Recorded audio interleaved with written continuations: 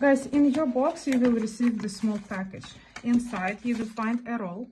That's a scotch, double-sided scotch. Let's put it aside. And then you're gonna have little sheets like this. That's for the machine as well. Let me show you quickly how you need to set it up. This part is the most complicated one. So we have the sheet.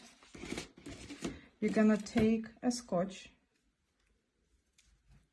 And we need to cut this amount. Okay. Just like that. With the sticky part, you're gonna apply on the black line, just in the middle, like that. And then you're gonna peel it off, just like that.